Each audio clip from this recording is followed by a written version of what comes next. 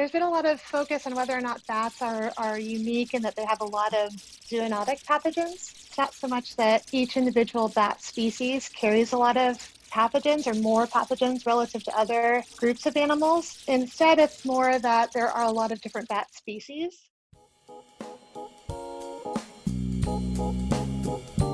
That's Stephanie Seifert, a researcher at Washington State University examining viruses that could spill over to humans from bats and other animals, like the novel coronavirus that causes COVID-19. You're listening to Viewscapes, stories from Washington State Magazine, connecting you to Washington State University, the state, and the world. I'm magazine editor Larry Clark. Seifert and her colleague Michael Letko from the Paul G. Allen School for Global Animal Health spoke with our guest host, WSU science writer Sara Zaske, about bats, viruses, and pandemics. Sure, I'm Dr. Stephanie Seifert. I am a new faculty member, research assistant professor in the Paul G. Allen School here at WSU. For the last few years, I have been working largely with bats in Republic of Congo, looking for different zoonotic pathogens that bats carry.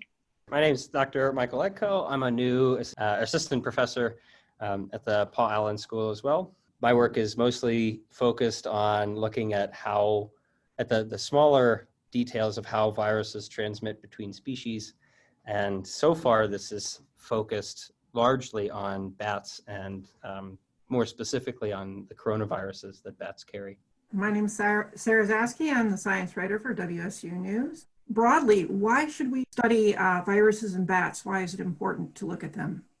I think bats and rodents are the two groups that I'm most interested in looking at in terms of being reservoirs for different types of pathogens, zoonotic pathogens that might spill over into humans, or pathogens that might spill over into wildlife or livestock or domestic animals. I think that there's been a lot of focus on bats recently. There are some pretty big pathogens that we're all interested in. Of course, SARS-CoV-2, which is the agent of COVID-19, is a big one right now that everyone has on their minds, but there are several other coronaviruses that have spilled over from bats.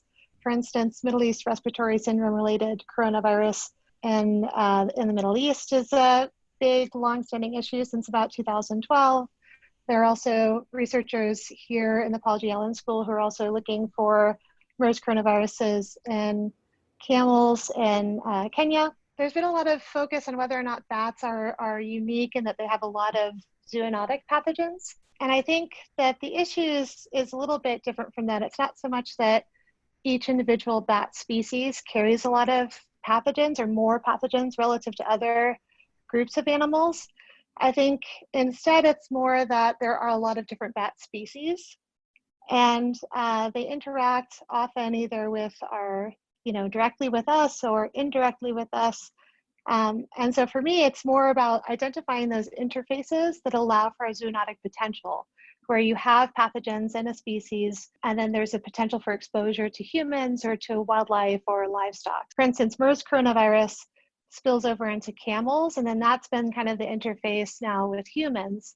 Rabies virus is another one, where rabies virus, we think about it as being a bat pathogen, but really most of the human cases are from domestic animals like dogs or cats or sometimes cows.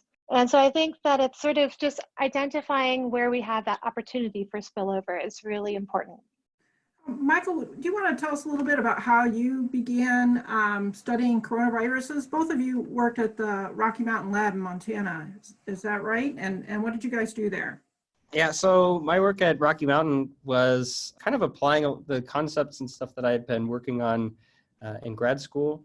So in my thesis work, it was a lot of how viral proteins interact with host proteins. So, in order for these viruses to replicate, they need to be able to interact with all kinds of host cell machinery. When it came to RML, there's opportunity there to work on viruses that you maybe can't work on in other places. So that was kind of my foot in the door with the coronaviruses and working with those in the BSL-3. The coronaviruses were really, they got a lot of my attention initially because each one of them seems to have its own unique kind of story of how it was transmitting between species. There's a lot of opportunity when we're thinking about these viruses having to interact with numerous different hosts. There's just so much to study that was really, kind of the open-endedness that the coronavirus has presented. There's so many of them. They're in so many different animals, and they move between them. So for somebody like me wanting to study how these proteins are interacting, that's just a ripe source for it.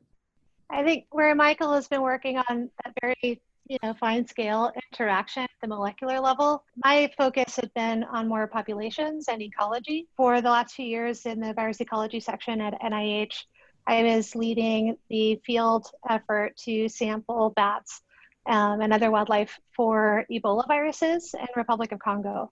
Ebola virus is kind of one of those other, what we consider a bat virus, but we don't actually know what the reservoir species is. After something like 40 years since its discovery, we still don't actually know which species of bat, or if it is indeed a bat that is that kind of contact point between humans and wildlife that leads to infection. So even after all these years, we still don't know where Ebola virus comes from. I can identify lots of different viral species, and then Michael can take that data and start figuring out which ones actually have the potential to enter human cells.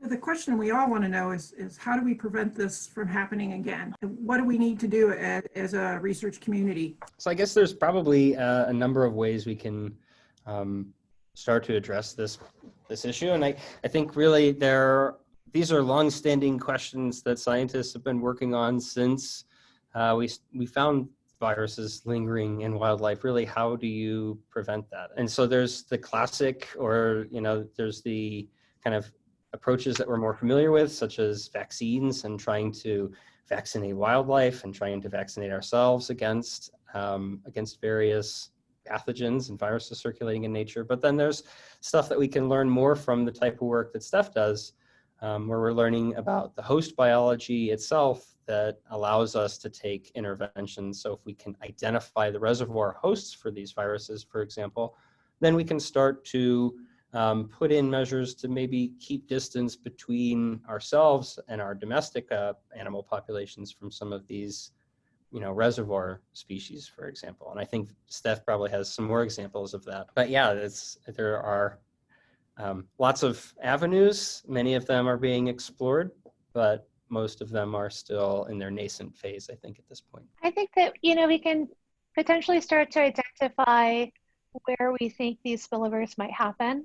So I think there are groups who are predicting another SARS-like coronavirus spilling over into the human population for a long time, but still there's a lack of information on how that spillover exactly takes place. So for SARS-CoV-1 back in 2003 and 4, there's strong evidence that spillover occurred basically from bats into civet cats, and then civet cats into humans at restaurants, a very tangible interface. But for SARS-CoV-2, we still don't know. We might not identify the reservoir species for that virus still. And so I think that first is identifying kind of risky, what we think of as risky interactions or risky pathogens that we want to keep an eye on. But actually preventing any spillover, I think, is not going to be the goal. The goal should be to prevent spread through early detection and then control. So just an example I always like to put out there is there's a Sudan virus, which is a type of a filovirus closely related to Ebola virus, causes hemorrhagic fever. There was a spillover event in a very rural community, and the nurse who first saw the patient identified it as a viral hemorrhagic pathogen, and then treated the patient as such. So wore PPE and then immediately, buried the body. So they treated it as being a viral hemorrhagic disease before they actually had confirmation of what it was. And that was an outbreak of 1. So I think if we can try to mitigate the spread, the human-to-human transmission, then that's a big thing. If we know that there's a pathogen that's a risk, so in Australia, for instance, Hendra virus is a Henipa virus that causes, again, very severe pathology, very high mortality rate. That virus spills over from fruit bats into horses. Horses get a respiratory disease, and then that can essentially transmit to humans, and then that's when you have human cases. So now there is a vaccine for horses in Australia against Hendra virus. And we also have started to identify points of contact between the horses and the bats. So the bats will roost in a fruit tree that's in a pasture with horses. The horses are eating the fallen fruit underneath of the bats. The bats shed the virus in their urine. So now we know this whole transmission cycle, and we can start to mitigate either by fencing off those trees so that the bats and the horses no longer interact. We do have a vaccine for horses now, but the compliance is surprisingly low for people actually vaccinating their horses against Hendra virus. So I think that there's a lot of strategies that we can take that are maybe a little bit lower cost than like trying to retroactively, after we have something like COVID, where it's on the global scale, we can't easily do contact tracing anymore and just isolate a few individuals to prevent further spread. And, I think it's more about mitigating those early stages of a pandemic and preventing it from actually going beyond the point of that first initial spillover. Or if we can prevent the spillover, but with 10,000 something viruses, we don't know how many are going to have a zoonotic risk. So I think we always need to be prepared for the idea that something can spill over that's new. We just have to be better about detecting it and then trying to control it early. And we still can't answer even basic questions like, we have bats that we know don't have severe pathology after exposure to, say, Nipah virus, which causes severe pathology in humans and in lots of other species. Or Hendra virus, it's the same thing. We just don't see a strong pathology in the bats that are the reservoir. And so, there's some question about how the bats are not having that very strong inflammatory response, whether or not they actually clear these viruses, if they're just not very good at viral clearance, because we often see that bats will, shed virus for a period, and then if we hold them for a long time in the laboratory, that sometimes they'll end up shedding that virus again 7 months later, which is something they observed with Marburg virus at the CDC when they held bats for, I think, 17 months. So it seemed to persist in that population, suggesting some kind of incomplete clearance in those bats. So all of these things, we still don't actually understand those mechanisms. And I think that that's a really active area of research that, it would be really helpful for us to better understand those factors so that we can also then maybe identify why some of these viruses are so pathogenic in humans, if that's something that's driven by the immune response in bats or not, but also to better understand some of the field data that we acquire and see if that actually helps us to narrow down species that might be the reservoir for some of these viruses that we haven't identified the reservoir for, like Ebola virus or like SARS-CoV-2. It sounds like there's not a tremendous amount known about bats. What are some of the challenges to studying them? In the laboratory, I think Steph actually has maybe the best experience with working with bats in the laboratory, but just the fact that we don't know many of the reservoir species themselves is a huge challenge, because then which bat do you pick to try to study if you want to take these kinds of experiments into a laboratory setting? So just from what we can control and from controlled experiments, it's challenging without knowing the species that are truly involved, because bats are so diverse. And then Steph can probably say more even about the challenges working with them in the field as well. So the big problem that we have is tools. The molecular tools needed to study the immunology of bats they don't exist yet.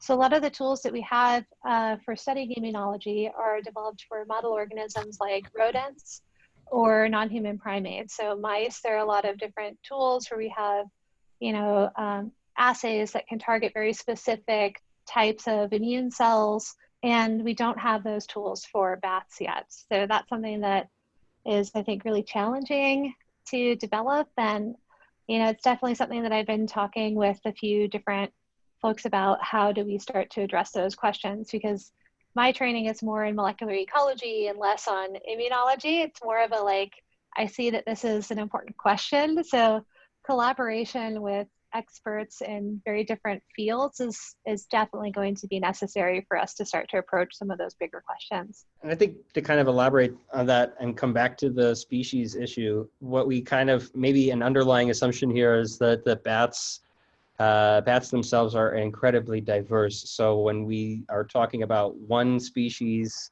or another, it's not like if we develop the tools and reagents needed to study one species, it may not be applicable to any of the other species. So from even a practical standpoint, when Steph is saying we don't have the immunology reagents, even if we wanted to start just making them, you pick one of 1,000 different species, and you hope that that's the most relevant one when we know that that's not the case. So the diversity of bats also works against us when we're trying to standardize and come up with these types of things. It sounds like a huge task. One question that always comes up in the media is they trace the SARS-CoV-2 epidemic back to China. Could this happen elsewhere? Is it limited to certain geographic regions? There's no reason to think it wouldn't happen elsewhere. Coronaviruses, for example, are widely distributed in a lot of, it's not just China. And that's coronaviruses, right? You look at filoviruses, which include Ebola, and you find them more widespread beyond, Central Africa.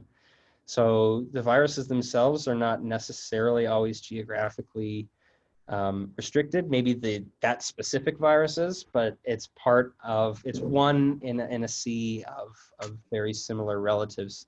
I mean, zoonotic transmission can happen anywhere is one of my most common phrases. If a strange dog comes up at the dog park and licks my face, it's like, I'll turn and say zoonotic transmission can happen anywhere, but I mean, even 2009, we had the swine flu, which is a new reassortment of influenza virus that spread really rapidly throughout the world. So the Paul Allen School for Global Animal Health, just that word global, stuff is moving all over the world all the time through the animal trade. We ourselves are moving all over the place all of the time. So I think even when you have an origin point that pathogens can move so quickly now all over the world, it can take, maybe 12 or 15 hours to hop to the other side of the planet. Yes, this specific type of SARS-like coronaviruses, we know that there are a lot of them in China, but there's also SARS-like coronaviruses or sarbecoviruses in Africa, and I believe now in Europe as well. And we just haven't really looked for them very much in the US for that kind of lineage. But we know that beta coronaviruses are, again, all over the world. Even MERS coronavirus has caused outbreaks in South Korea, not just the Middle East. So I think that just with our kind of global world now, that these viruses can emerge anywhere and they can get anywhere. And viruses do transmit and cross species in, let's say, the United States as well, right? Like we have those hantaviruses that are in that hikers are coming into contact with. Like there's, it happens in a lot of places. It's possible that we'll have a hantavirus that, has a higher rate of human to human transmission, in which case that's, that could come from the Pacific Northwest. We have several cases of hantavirus in Washington State every year, which is a zoonotic pathogen transmitted through the urine of rodents. So certainly, this specific pathogen started in China, but there are zoonotic pathogens all over the world, and they're always spilling over into humans. With so many viruses out there and different animals out there, is another pandemic inevitable? Basically, yes. Basically, yes. We don't know all of the viruses that are out there. We don't know even if the next thing is, the next pandemic, or if it's going to be a virus, or if it's going to be a bacteria or something else, but I don't know. I think, if anything, SARS-2 shows us that this stuff continuously happens. Our modern society is susceptible to the same things we were susceptible to in the Dark Ages. It's a continuous thing. It's a repeated aspect of life. To put a more positive spin on it, Stephanie was talking about this earlier. What kind of steps can we take? If we can't prevent it, what can we do to minimize it? We can't prevent outbreaks, which is that initial spillover and then some spread. But I think if we can detect things early, which means sometimes, just having the capacity and the institutional knowledge throughout the world to be able to test for a wide variety of pathogens. And that kind of long-term investment for surveillance, I think, is really important, but also kind of targeted surveillance where we understand the most risky types of interactions. So we know, for instance, like we do a lot of surveillance for avian flu at poultry farms. So avian influenza, we know that that's a risky interface, and we're really good at detecting it early now and then controlling so that we don't have a pandemic, but we just have a small limited outbreak. And I think a great example is even here at the Paul G. Allen School, where we have the rabies virus efforts to eradicate rabies. And a lot of that is through vaccination of domestic animals like dogs and cats, where we know that that's a risky interface for humans. Most humans contract rabies virus from dogs and cats and not from bats. Is there anything else that you could tell us about what kind of projects you have underway? Maybe ones you haven't talked about yet? I think Michael was giving me a little plug. So I do plan on doing some hantavirus work in the Western United States. And, I just think that it's really important to be able to do that kind of community and local engagement, and also start addressing a potential issue that we have here in Washington State, for example, where we know that there are several deaths each year attributable to hantavirus, and just better understanding how to mitigate that kind of spillover here in the US, but also just better understanding the diversity of hantaviruses and rodents here, and how, for instance, land use change can influence pathogen maintenance in these rodent populations. What about you, Michael? Up to this point, I've been looking a lot at the variation in the viruses and how that affects those viruses' ability to get into the host. But by the same question, one thing that we're learning now, especially with the work that's coming out around SARS-2, is that the hosts themselves, so some of these bats are actually variable within the species, so that not all of the bats within a species are susceptible or capable of transmitting these viruses. There's been so much news around the coronavirus and COVID-19. What is one of the biggest misconceptions that you see played out over and over that you would like to correct? Or what do you find yourself correcting your friends and saying, no, that's not quite right? Getting at that bigger question of where these viruses come from. So it's really frustrating when people are saying that it's an engineered virus and a man-made virus, when I mean, literally there are whole careers, and this is a field of study. It's very clear that these are natural viruses. Humans are terrible and mean in our own way, but I don't think this is the case where we have that come out. I think one thing is also a little bit of the origin. So because we don't necessarily know which species or how exactly it spilled over, or even potentially the exact location where that spillover occurred, that kind of jumped that, oh, well, it's something really devious and it was an engineered thing. And, it's a tragedy, and it's hard to wrap our heads around because it's affecting so many lives, but that doesn't mean that it was, some kind of intentional evil thing. I think that these pathogens are a risk, and having long-term collaborations with groups like EcoHealth Alliance and NIH and the Wuhan Institute for Virology, that's why we know so much about these pathogens. And so I think we had a head start in developing monoclonals or testing different types of therapeutic agents early on, specifically because we had so much information and long-term collaboration after the SARS coronavirus outbreak. And there's also been, I think, a lot of effort in developing vaccines against the MERS coronavirus, which is related coronavirus. And so I think all of those efforts with these big global collaborative efforts to study these viruses before we had the pandemic have really helped us in developing therapeutics after we have the pandemic. So there's still a lot left out there that we need to be aware of and researching and preparing for in case we ever do have a spillover event. And then, of course, that early detection is really important.